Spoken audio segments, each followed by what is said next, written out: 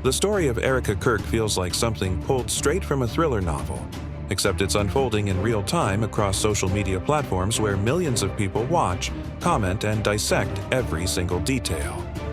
It's a story that began with tragedy and sympathy but morphed into something far more complicated, far more suspicious, and far more divisive. To understand how we got here, you have to start with the moment that changed everything. September 10, 2025, when Charlie Kirk, the charismatic founder of Turning Point USA, was assassinated during an event at Utah Valley University. The shockwaves were immediate. Conservative circles mourned. Tributes poured in.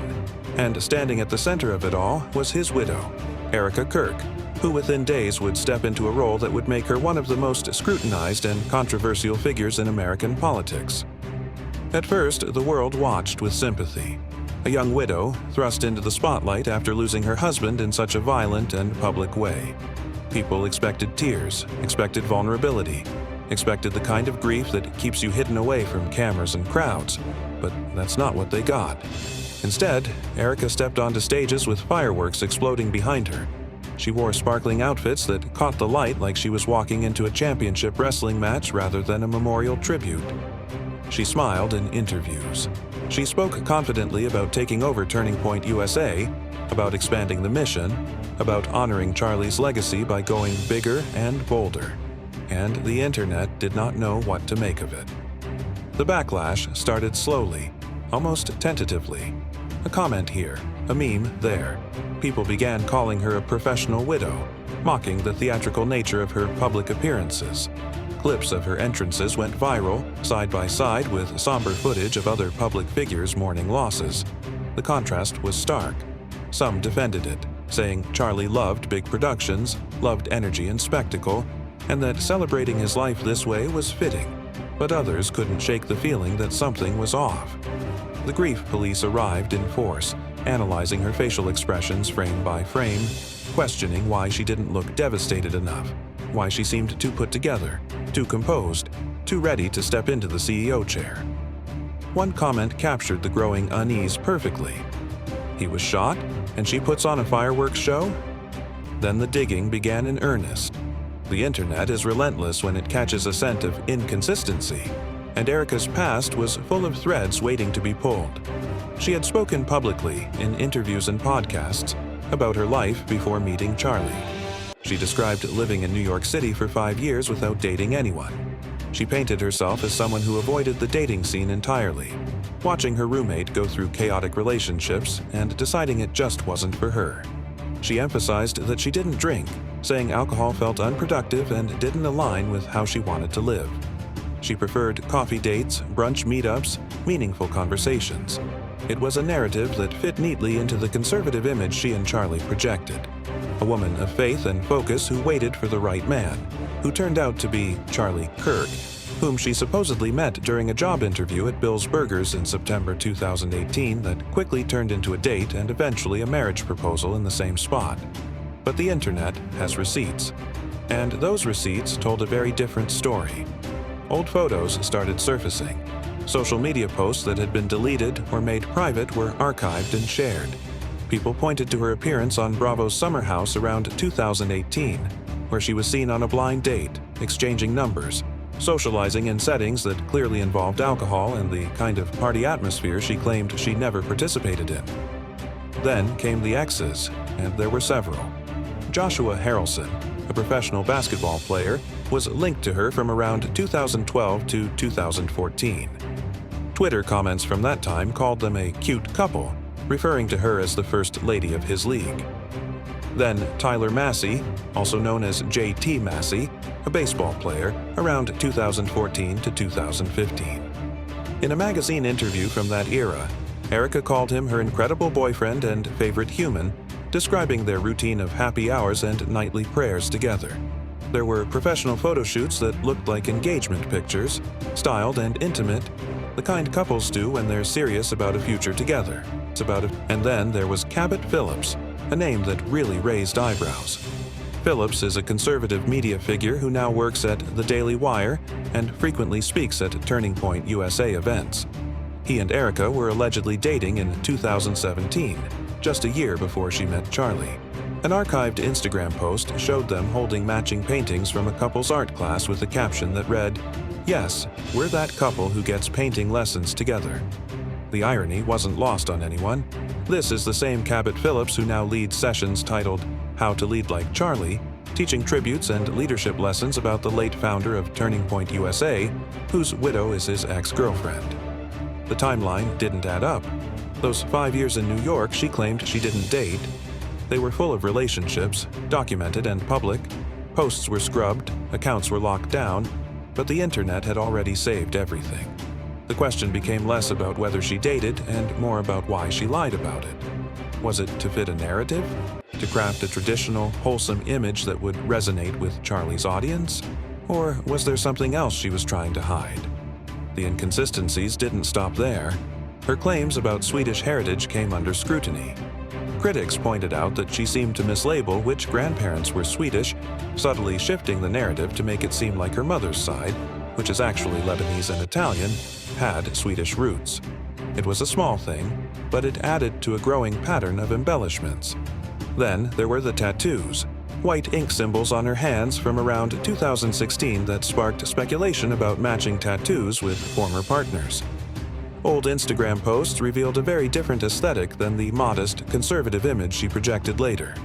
There were revealing outfits, provocative captions, including one infamous post with a fish fillet euphemism that went viral again for all the wrong reasons, photos with firearms on rooftops that some found eerily similar to sniper vantage points, and modeling shoots with photographers known for boudoir and provocative work. One video clip from an old account showed a workout routine filmed at an angle that drew thousands of replays and commentary. The persona she presented after marrying Charlie seemed carefully curated, and the cracks were showing. But if the personal inconsistencies raised eyebrows, the financial revelations set off alarm bells. IRS filings revealed that Turning Point USA had loaned $350,000 to an entity called GGLF 2023 LLC, a Wyoming-based limited liability company owned by the president and CEO of TPUSA, for a split-dollar life insurance policy on Charlie Kirk. Split-dollar arrangements are legal and often used by organizations to share the cost and benefits of life insurance policies with key executives. They offer tax advantages and can hide large executive perks from appearing as direct income. Charlie's salary was reported at around $390,000 a year, so using this structure avoided the optics of massive personal payouts showing up on tax forms. But the policy itself was enormous. The premium amounts suggested a potential death benefit in the range of $10 to $40 million, possibly more. Here's where it gets murky. GGLF 2023 LLC was dissolved in July 2025, just 2 months before Charlie's assassination, over a tiny unpaid tax bill of around $60. The dissolution made the beneficiary of the policy essentially invisible in public records. Then, in early December 2025, right around the time life insurance claims need to be filed to meet deadlines, the LLC was quietly reinstated. Erika, as the new CEO and chair of Turning Point USA, now controlled the entity that would pursue the massive payout. The timing seemed almost too convenient. Why set up an obscure Wyoming LLC in the first place? Why let it dissolve over such a trivial amount right before Charlie's death? Why reinstate it so close to the claim deadline? Online theories exploded.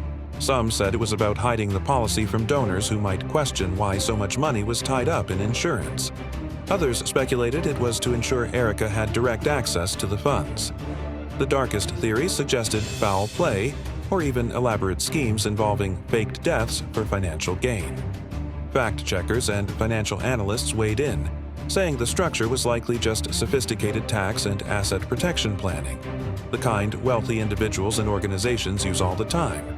But in the context of a high-profile assassination and a widow who seemed to step into power and wealth so seamlessly, then there's the Romanian charity angle, which fueled some of the darkest and most conspiratorial claims. Erika ran a charity called Everyday Heroes Like You and another initiative called Romanian Angels around 2011 to 2015. The charity partnered with U.S. Marines to send gifts, letters, and supplies to children at an orphanage in Constanța, Romania. She visited the facility, sponsored items, posted heartwarming photos. On the surface, it was benign charity work, the kind many people do. But after Charlie's assassination, rumors began circulating online linking the charity to trafficking. Unverified claims suggested she was banned from Romania or that children from the orphanage had gone missing. Fact-checking organizations like PolitiFact and Snopes investigated and found absolutely zero evidence to support any of it. No charges, no bans, no missing children reports, no court records. Romanian media coverage from the time showed only positive stories about donations and volunteer efforts. Yet the rumors persisted, especially when combined with other details that conspiracy theorists latched onto. Her ex-boyfriend, Cabot Phillips, has a lip tattoo that reads "Pizza," which in certain fringe internet circles became associated with Pizzagate conspiracy theories. Add in the fact that orphanages are vulnerable environments, her rapid rise to power, and the financial questions, and you had a perfect storm of suspicion. There's no proof, no credible evidence, but the sheer volume of doubt and speculation made people question everything. Her appointment as CEO just 8 days after Charlie's death also drew criticism. September 18, 2025, she was named the leader of Turning Point USA. Some prominent voices, including Candace Owens, called it a managerial error, arguing that the organization needed an interim leader to navigate the grief and transition, not an immediate permanent appointment of the widow. Erika pledged to expand the organization, to push campus debates, to mobilize for elections, to honor Charlie's vision by going bigger. But the flashy events continued. Merchandise was sold in recreated tents that mimicked the scene of Charlie's murder, which some found tasteless and exploitative. Interviews felt rehearsed. The whole thing felt off to a growing number of people who began to see patterns they couldn't ignore. The backlash against Erika Kirk is a mix of legitimate questions and wild speculation. There are real inconsistencies in her public statements about her dating history, documented by archived posts and photos that she can't erase. There are financial structures around Charlie's death that, while possibly legal and routine, look suspicious under scrutiny. There are deleted social media posts, curated images, and a public persona that seems at odds with her past. But there are also conspiracy theories with no evidence, accusations of trafficking, and worse, that have been thoroughly debunked, and a grief police mentality that judges how a widow should look and act based on subjective standards. Some people defend Erika as a grieving widow being unfairly targeted by an internet mob that expects her to perform grief in a specific way. They argue that everyone processes loss differently, that stepping into leadership was her way of coping and honoring Charlie, that the financial arrangements were standard practice for someone in Charlie's position, and that the digging into her past is cruel and invasive. Others see a pattern of deception, of crafted narratives that don't hold up, of convenient timings and financial structures that raise legitimate questions, of a person who may have been performing a role rather than living authentically. As we move deeper into 2026, Erika remains highly visible. She's podcasting, speaking at events, leading Turning Point USA through midterm elections and campus initiatives. But the internet doesn't forget. Every new post, every public appearance, every interview reignites the debates. Comment sections explode with accusations and defenses. Viral videos dissect her words and body language. Threads compile timelines and screenshots.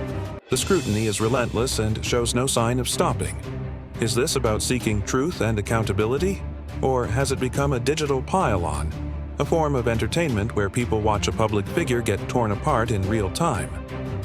The questions linger in the air like smoke. Was Erika's handling of grief simply unconventional? Or was it calculated? Were the inconsistencies in her story just minor embellishments to fit a narrative? Or do they point to something deeper? Is the life insurance structure routine wealth management? Or does the timing suggest something more troubling? Did she genuinely love Charlie and step up to honor his legacy? Or was there always a longer game being played? The truth is probably more complicated than either the defenders or the critics want to admit. But in the age of social media, nuance doesn't get clicks. Drama does. Conspiracy does. And Erika Kirk, whether she wanted to be or not, has become the center of a story that keeps unfolding one viral clip, one archived post, one financial filing at a time. The internet has made up its mind in 1,000 different directions, and the only thing everyone agrees on is that they're not done watching yet.